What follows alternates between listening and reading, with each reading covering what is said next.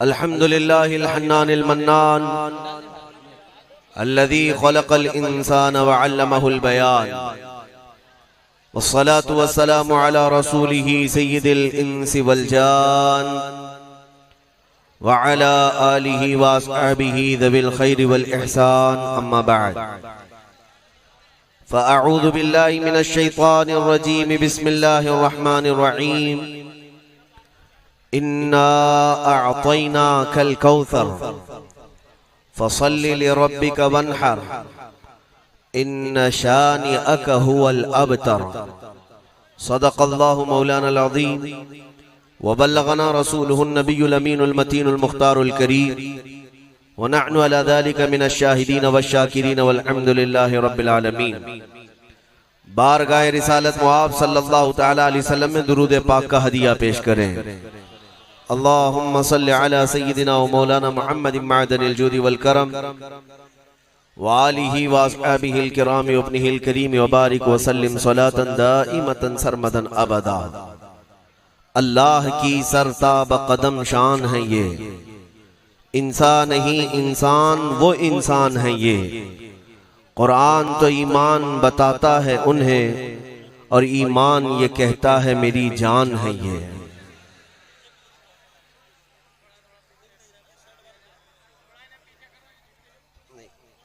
ऐसे दिखेगा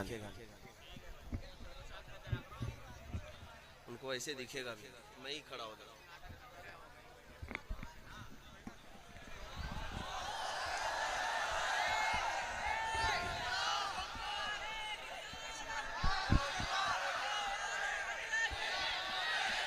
लब्बैक या रसूल अल्लाह, लब्बैक लब्बैक लब्बैक या रसूल अल्लाह, लब्बैक लब्बैक या रसूल अल्लाह, लब्बैक लब्बैक लब्बैक या रसूल अल्लाह, लब्बैक लब्बैक लब्बैक या रसूल अल्लाह।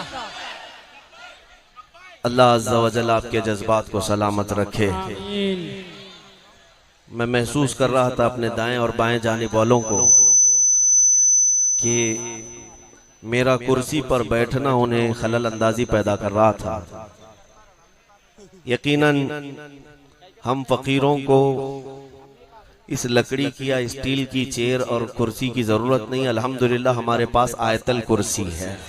सुभान अल्लाह। और जिसके पास आयतल कुर्सी है उसे कोई कुर्सी डरा भी नहीं सकती। सुभान अल्लाह, सुभान अल्लाह। अल्लाह करीम आप सबको महफूज व मामून रखे। मेरे अजीजों, लखीमपुर के पलिया का ये मैदान एक ऐसा मंजर पेश कर रहा है कि जाहिर सी बात है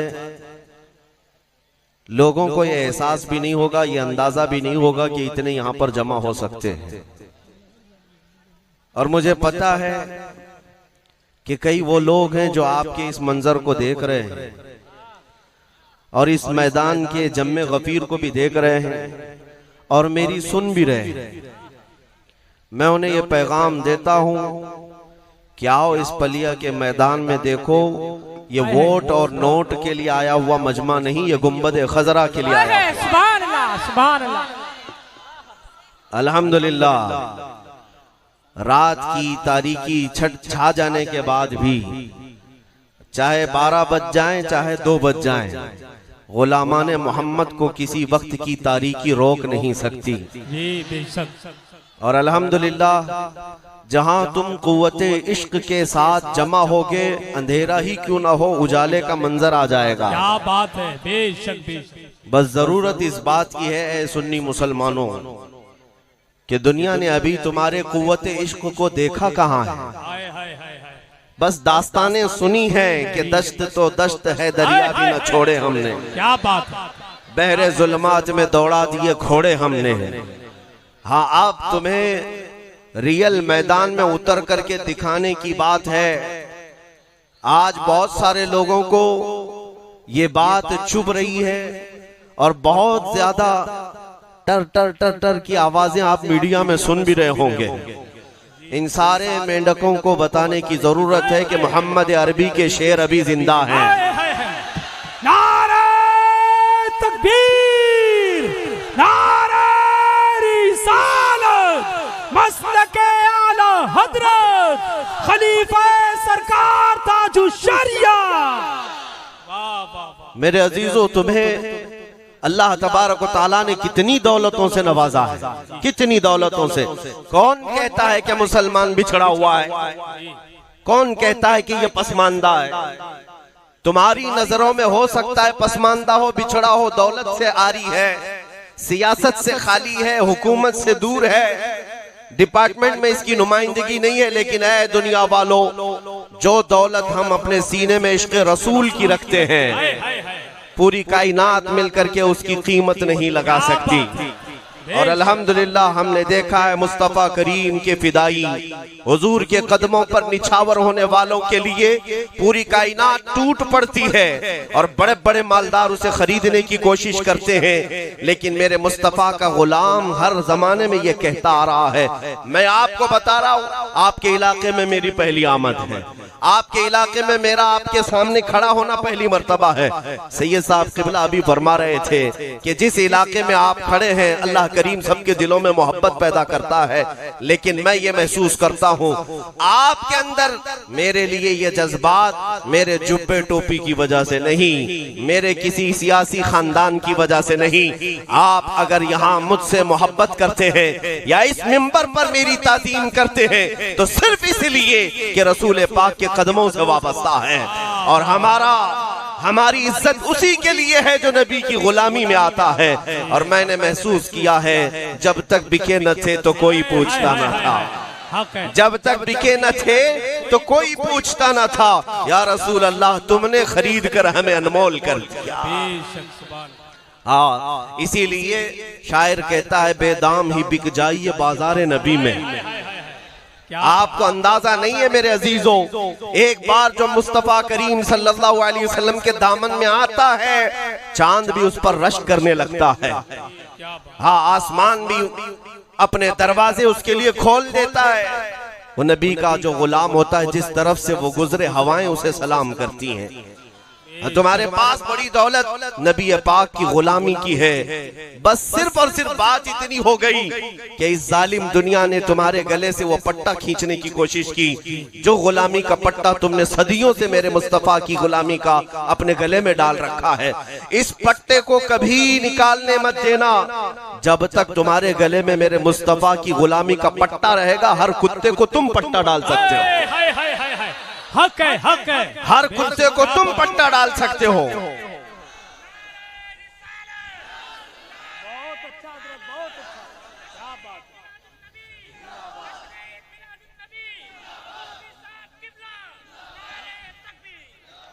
आज शान रिसालत नाम से मेरे मुस्तफ़ा करीम सल्लल्लाहु अलैहि वसल्लम की अजमत के नाम से ये जलसे का इनेकाद है।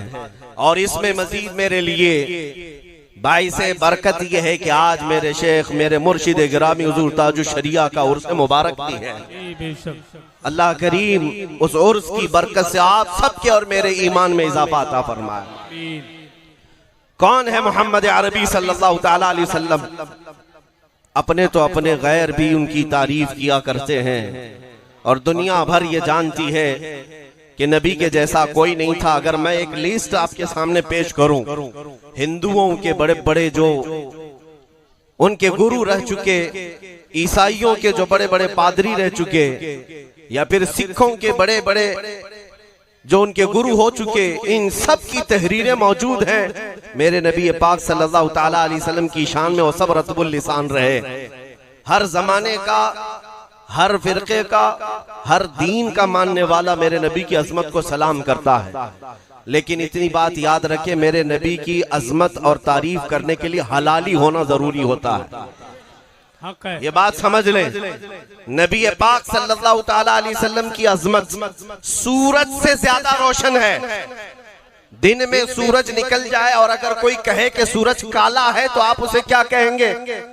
सिवाय तेरे कालेपन के और कुछ नहीं हो सकता। सूरज तो रोशन है, सूरज रोशन है।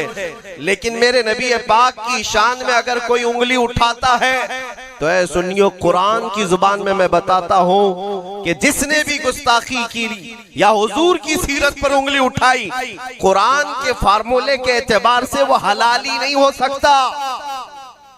उसकी माँ ने खता किया हो, उतुल्लिम बअद ज़ालिका ज़नीम।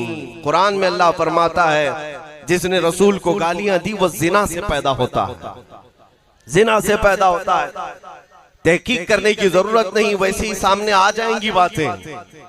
जितने गुस्ताख होंगे उनकी सारी हकीकतें बाहर आ जाएंगी। एक मर्तबा मेरे अजीजों, आपको मैं ये बात बता दूं, हुजूर की इज्जत पर पहरा देना, अगर अल्लाह करीम ने तुम्हें इस खिदमत के लिए मुंतखब कर लिया तो अपने एजाज पर फख्र करो कि ये खिदमत आम आदमी के जिम्मे नहीं दी जाती। अल्लाह जिसे पसंद करता है उसे अपने महबूब के लिए चुनता है। बेशक हक है। अगर हुजूर की मोहब्बत के लिए तुम्हें चुना गया या उनकी इज्जत पर पहरा देने के लिए चुना गया तो फख्र करो और शुक्र करो।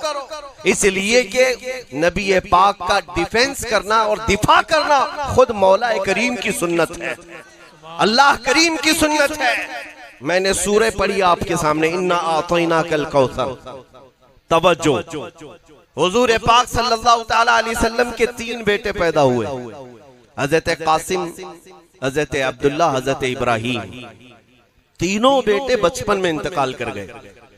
3 बेटे हुए, बेटियां 4 हुई और चारों बड़ी उम्र तक रही, शादी भी हुई। लेकिन बेटे जो थे वो बचपन में इंतकाल कर गए, 6 महीने से ज्यादा कोई हयात में नहीं रहे।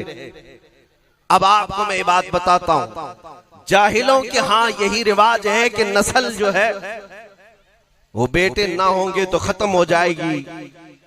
इस तरह के ताने मक्का के कुफ्फार भी देने लग गए। अबू लहब ने एक कड़वा जुमला कहा मेरे नबी पाक की शान में। हुजूर पाक सल्लल्लाहु तआला अलैहि वसल्लम को उसने कहा कि वो अबतर है, अक्ता है, यानी नस्ल कटी हुई है, मोहम्मद की नस्ल नहीं चल सकती। बेटे थे, खत्म हो गए। हुजूर पाक सल्लल्लाहु तआला अलैहि वसल्लम को ये बात गिरा गुजरी। अल्लाह के हबीब सल्लल्लाहु तआला अलैहि वसल्लम को जालिम ने ताना मारा। जानते हैं मेरे नबी के दिफा में, डिफेंस में कौन सामने आया? कोई नहीं बल्कि खुदाए कदीर जब्बार आयत उतारता है। कुरान में आयत और पूरी सूरह आ गई, इन्ना आतैना कल कौसर। ए महबूब, हमने आपको कौसर अता किया है। फसल्ली लिरब्बिका वन्हर, अपने रब के लिए इबादत करें, कुर्बानी करें। अब आखिर आयत में अल्लाह फरमाता है, ए महबूब आप कटी हुई नस्ल के नहीं, इन्न शानिअका हुवल अबतर, आपका दुश्मन कटी हुई नस्ल का है। कौन कहता है? अल्लाह। आपका दुश्मन कटी हुई नस्ल का है। अबू लहब ने मेरे आका को कटी हुई नस्ल का कहा था और मौला ने अबू लहब के लिए फरमाया, आज ए सुन्नियों, ए मेरे जवानों, आपसे मैं कहता हूं जरा चिराग लेकर पूरी कायनात में ढूंढ करके दिखाओ अबू लहब के बेटे कहाँ रहते हैं, उसकी बेटियां कहाँ रहती हैं, उसकी औलाद कितनी है, उसके खानदान कितने हैं। तुम्हें एक जगह से एक बच्चा भी नहीं मिलेगा। अबू लहब खत्म हुआ, उसकी औलाद भी उसी जमाने में खत्म हो चुकी। लेकिन जिस खित्ते में भी जाओगे मेरे आका की औलाद, सादात और आले रसूल हर जगह नजर। बेशक बेशक हक है। और अल्हम्दुलिल्लाह जितने मिंबरों पर से मैंने खिताब किया, आज तक शायद कोई मिंबर ऐसा हो जिसमें आले रसूल ना होते हो, मेरे आका की औलाद ना होती हो। अल्लाह करीम अपने नबी के दिफा में फरमा रहा है, नबी आपकी नस्ल नहीं कटी बल्कि आपके दुश्मन की नस्ल कटी है। इसी तरह आज भी मैं कहता हूं जो जालिम भौंक रहे हैं ये अबू लहब की तरह कटी हुई नस्ल के हैं। चंद दिनों के बाद देखना अखबारों में भी इनका तस्करा नहीं रह जाएगा, कहीं किसी की जुबान पर इनका निशान भी नहीं रहेगा। और अगर कुछ बाकी रहेगा यूं ही उनका चर्चा रहेगा यूं ही उनका चर्चा रहेगा। बड़े खाक हो जाएं जल जाने वाले। या रसूल अल्लाह, तू घटा ऐसे किसी के न घटा है न घटेगा, जब बढ़ाए तुझे अल्लाह ताला तेरा। मिट गए मिटते हैं मिट जाएंगे आदा तेरे, न मिटा है न मिटेगा कभी चर्चा तेरा। मेरे आका सल्लल्लाहु ताला अलैहि वसल्लम पर भौंकने वाले बंद हो गए, खत्म हो गए। आपको एक बात बता दूं, उस जमाने में कटी हुई नस्ल का कहा और अल्लाह ताला ने मेरे महबूब की औलाद को सैयद कायनात फातिमतुज़ ज़हरा के बतन से पूरी दुनिया में फैलाया, पूरी दुनिया में फैलाया। और आज पूरी दुनिया में 1400 साल से अगर कोई नस्ब सबसे ज्यादा महफूज है तो मेरे नबी का नस्ब है। हुजूर पाक की आल, इनके शजरे महफूज, इनके बाप दादा महफूज, इनके खानदान महफूज, बाकी किसी के खानदान महफूज नहीं। अल्लाह करीम ने अपने रसूल के खानदान को महफूज रखा है, बल्कि रिवायात में है कयामत के दिन भी रसूल पाक की आल और उनका खानदान महफूज होगा।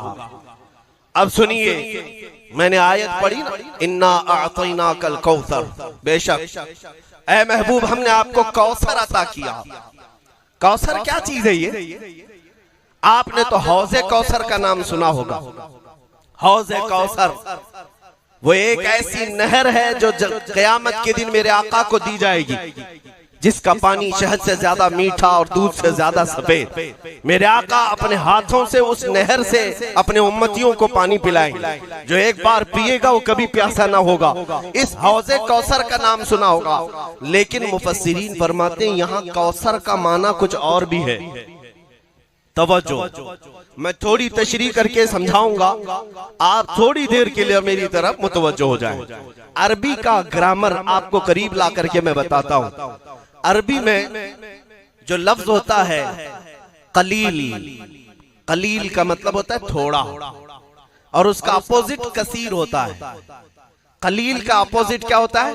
कसीर। थोड़ी बहुत अरबी है मुसलमानों, आपको भी तो आना चाहिए। तुम ही तो कुरान वाले हो, तुम तो रसूल की जुबान वाले हो। जन्नत में भी यही जुबान चलनी है, कब्र में भी यही चलनी है। तो अरबी से आप वाकिफियत इख्तियार कर लो। थोड़े को अरबी में क्या कहते हैं? कलील। और ज्यादा को अरबी में कसीर कहते हैं। जैसे दिन का अपोजिट रात है, सफेद का अपोजिट काला है, लेकिन कलील का अपोजिट कसीर है। अब मैं मिसाल से समझाता हूं। 10 रुपये मेरे पास है तो इसको कलील कहेंगे, 100 रुपये है तो उसको क्या कहेंगे?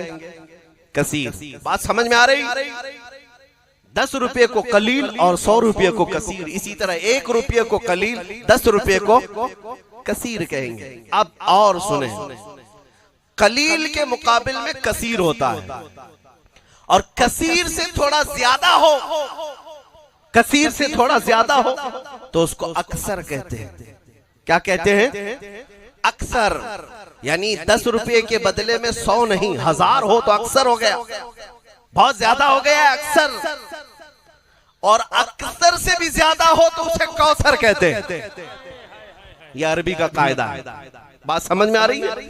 अब सुनो, हुजूर को अल्लाह ने क्या दिया, अपने नबी को रब ताला ने क्या दिया? कुरान कहता है, ऐ महबूब हमने आपको कौसर दिया है। ये क्या है कौसर? अब हम देखते हैं अल्लाह की बारगाह में कलील क्या चीज है। तो कुरान कहता है कुल मताउद दुनिया कलील। महबूब आप फरमा दी ये पूरी दुनिया का सामान कलील है, थोड़ा है। पूरी दुनिया जिसमें मैं भी आ गया, आप भी आ गए, ये सारे दरख्त, पेड़ पौधे, चरिंद परिंद, हैवानात, जिन्नात, जमीन आसमान, चांद सूरज सितारे सब आ गए। ये सारी चीजों को अल्लाह क्या फरमा रहा है? ये कलील है। क्या है? बात समझ में आ रही है? इस जमीन पर मौजूद सारी चीजें, सारी मखलूकात, सारी कायनात अल्लाह की बारगाह में कलील है। और कलील का अपोजिट क्या आता है? कसीर। यानी कि पूरी दुनिया से डबल हो तो उसे कसीर कहेंगे, और उससे भी ज्यादा हो तो अक्सर कहेंगे, अक्सर कहेंगे, और अक्सर से भी ज्यादा हो तो कौसर कहेंगे। अब अल्लाह फरमाता है महबूब हमने आपको ये पूरी दुनिया के बराबर कलील नहीं दिया, और न ही इसका डबल कसीर दिया, और न ही उससे ज्यादा कौसर दिया। जहां किसी का सहन भी नहीं जाता, महबूब हमने आपको कौसर अता किया है, अक्सर भी नहीं कौसर। मेरे नबी करीम सल्लल्लाहु अलैहि वसल्लम को मौला ने क्या दिया अंदाजा भी नहीं कर सकते मेरे अजीजों। वो हकीकत मोहम्मदिया को कोई नहीं पहुंच सकता। उस शान रिफात और उस शान रिसालत को बयान करते करते जुबानें थक गई, हलक सूख गए। कलम टूट गए, फिर भी उनकी सीरत का एक बाब मुकम्मल ना हो सका। हुजूर की तारीफ करने वाले आखिर में ये कह गए, लेकिन रजा ने खत्म सुखन इस पे कर दिया। खालिक का बंदा खल्क का आका कहूँ तुझे। ऐ मेरे अजीजों, शान रिसालत को मैं क्या बयान करूं। जिनके कदम नास का हाल ये है कि जिस जगह कदम रखे अल्लाह करीम उस इलाके की कसम याद फरमाए। ला उक़सिमु बिहादल बलद, महबूब इस शहर की कसम। और हुजूर के चेहरे का हाल ये है, चेहरे मुबारक का हाल ये है कि नमाज पढ़ रहे थे। पहले मुसलमानों का किबला बैतुल मुकद्दस था। हुजूर बैतुल मुकद्दस की तरफ मुंह करके नमाज पढ़ा रहे। जोहर की 2 रकात हो चुकी है। दिल में ख्याल आया हमारा किबला काबा होता तो अच्छा होता। बैतुल मुकद्दस इस तरफ है, काबा इस तरफ है। दिल में ख्याल आया और चेहरा आसमान की तरफ उठाया मेरे आका ने नमाज की हालत में। तुम और हम नमाज की हालत में आसमान की तरफ चेहरा उठाएं तो नमाज मकरूह हो जाएगी, नमाज मकरूह हो जाएगी। लेकिन रसूल अपना चेहरा उठाएं, अल्लाह फरमाते हैं कद नरा तक़ल्लुब वजहिका फिस्समा फलनुवल्लियन्नका क़िबलतन तरदाहा। अल्लाह नमाज में ही आयत नाजिल करता है जिब्राइल अमीन को भेजकर, ऐ महबूब हम आपका चेहरा उठाना देख रहे हैं। आसमान की तरफ जो आप चेहरा उठा रहे हैं और आपके पसंदीदा किबले की तरफ अल्लाह अनकरीब आपको फेर देगा। 2 रकात नमाज हो चुकी। जिब्राइल अमीन उसी नमाज की हालत में आयत लेकर आते हैं, फवल्ली वजहक शतरल मस्जिदिल हराम। महबूब देर किस बात की, अभी आप अपना चेहरा किबले काबा की तरफ कर लें। फौरन काबे की तरफ आपको हुक्म हो गया। 2 रकात बैतुल मुकद्दस की तरफ मुंह करके पढ़ा और 2 रकात खाने काबा की तरफ। और जब मेरे आका का चेहरा काबे की तरफ हो गया, अब कानून ये आया, अब क़यामत तक आने वाले हर मुसलमान का किबला काबा ही होगा, इसलिए कि चेहरा मेरे रसूल का काबे की तरफ होगा। बेशक बेशक बेशक, चेहरा रसूल का काबे की तरफ हो गया। अब कोई उस किबले को बदल नहीं सकता। इस काबे को काबा किसने बनाया? काबा मुकद्दस और मुतहर जरूर है, अल्लाह का घर जरूर है, लेकिन हम सब मुसलमानों का किबला किसने बनाया? इसे ये मेरे मुस्तफा करीम के चेहरे मुबारक की शान है। इसीलिए आला हज़रत ने फरमाया कि इनको उनको क्या पूछते हो, मेरे नबी का मकाम क्या है? इन पाखंडियों से क्या सुनते हो, नबी की अजमत क्या है? हाजियों आओ शहंशाह का रोजा देखो, काबा को देख चुके काबे का काबा देखो, गौर से सुन तो रजा काबे से आती है सदा, मेरी आंखों से मेरे प्यारे का रोजा। नारे तकबीर, नारे रिसालत, मसलके आला हजरत, खलीफा सरकार ताजुश्शरिया। सुभान अल्लाह। कायनात की हर शय मेरे मुस्तफा करीम की अजमत बयान कर रही है। मेरे अजीजों, हज़रत याला बिन मुर्रा एक सहाबी हैं, कहते हैं एक गज़वे में हम गए थे, मेरी ड्यूटी लगी थी हुजूर की पहरेदारी। नबी पाक सल्लल्लाहु अलैहि वसल्लम जब आराम करते तो मैं झंडा लेकर खड़ा होता या तलवार लेकर खड़ा होता, मुजाहिदीन सिपाही सब सो जाते, मैं खड़ा रहता। हजरत याला बिन मुर्रा कहते हैं कि मैंने रसूल करीम सल्लल्लाहु तआला अलैहि वसल्लम को देखा, हुजूर आराम कर रहे हैं और नींद लगी है। मैं आपके सिराने के पास खड़ा रहा, मेरे हाथ में अलम था, परचम था या तलवार थी। सारे सहाबा धीरे धीरे सो गए। सुनो तवज्जो से मेरे अजीज, हज़रत याला कहते हैं थोड़ी ही देर के बाद मैंने क्या देखा, दूर सहरा में अकेला एक दरख्त है और उस दरख्त की तरफ मैं देखने लगा तो अचानक वो दरख्त हिलने लग गया, इधर से उधर हिला और अपनी जमीन से उखड़ गया और उखड़ करके जैसे इंसान चलते हैं ऐसे चलते हुए मेरे मुस्तफा तक आ गया। नबी पाक जब आराम कर रहे थे वो दरख्त करीब आया और कदमों की तरफ झुक गया और फिर वापस गया। हजरत याला कहते मुझे तो ऐसा लग रहा था मैं ख्वाब देख रहा हूँ। मैं इधर उधर टटोल करके देखा कि मैं जाग रहा हूँ या सो रहा हूँ। इतने में मेरे आका की नींद खुली और मेरे आका ने मुस्कुरा कर फरमाया, ऐ याला, कायनात की हर शय मुझे सलाम करने के लिए बेकरार है। वाह वाह वाह। हुजूर पाक की अज़मत हर शय को मालूम है, सिवाय इन खबीस मर्दूदों के, इन कमीनों के, इन कुत्तों के जो जिना से पैदा हुए। इन्हें मेरे आका की अज़मत का क्या इल्म। लेकिन मैं आपको बताना चाहता हूँ शान रिसालत क्या है। मेरे आका की रिफात और उनका मकाम और मर्तबा क्या है। अर्श हक है मसनद रिफात रसूलुल्लाह की, देखनी है हश्र में इज्जत रसूलुल्लाह की। इन जालिमों को मैं कहता हूँ थोड़े दिन इंतजार करो, जब मलकुल मौत का पंजा तुम पर पड़ेगा तुम भी जाओगे, और एक दिन वो आएगा जब हम सबको मौला उठाएगा मैदान क़यामत में, हम भी जमा होंगे तुम भी जमा होगे, देखा जाएगा फैसला क्या आता है अरहमुर राहिमीन की तरफ से। अहकमुल हाकिमीन जब फैसला करेगा, अल्हम्दुलिल्लाह हमें इस बात का एहसास हासिल है कि क़यामत का जो मैदान है वो भी मौला ने किस लिए सजाया है। फकत इतना सबब है इन इकादे बज़्म महशर का कि उनकी शान महबूबी दिखाई जाने वाली है, उनकी शान महबूबी दिखाई जाने वाली है। उस दिन हम देखेंगे अल्लाह करीम के हुक्म से ईमान से दुनिया से रुखसत हुए तो हम रसूलुल्लाह के जन्नत रसूलुल्लाह की, और इनका जो अंजाम होगा वो दर्दनाक अंजाम है। वो यहाँ से भी शुरू होगा, कब्र में भी, मरने के बाद भी, और हश्र में भी होगा। जो नबी पाक की शान में भोंकते थे, जानते हैं अबू लहब किस अंदाज से मरा। ऐसी बीमारी लग गई थी कि उसके जिस्म पर कीड़े लगने लग गए मरने से पहले, और उसके बाद मर गया तो घर वाले उसे दफन करने नहीं ले गए, दफन करने नहीं ले गए। घर वाले अबू लहब की लाश को उठा करके एक गड्ढे में फेंक गए, क्योंकि मक्का की ये रिवाज थी, उनका रिवाज था जब कोई कोढ़ की बीमारी या फैलने वाली बीमारी उनके ज़ौन के मुताबिक किसी को होती और उस बीमारी में कोई मरता तो उसको कब्रिस्तान में नहीं ले जाते मक्का वाले, बल्कि ऐसे बीमार को एक गड्ढे में डालकर उस पर पत्थर डालकर चले जाते। बरसों के बाद मक्का वालों के पास ऐसी बीमारी आई जो अबू लहब को आई।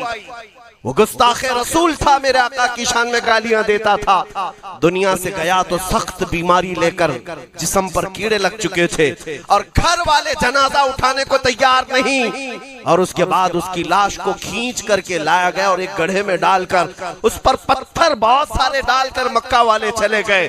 दुनिया में यह अंजाम तो शुरुआत है, ये दुनिया का जाहिरी अंजाम अभी शुरुआत है। क़यामत के दिन देखना है गुस्ताखान रसूल का क्या होगा।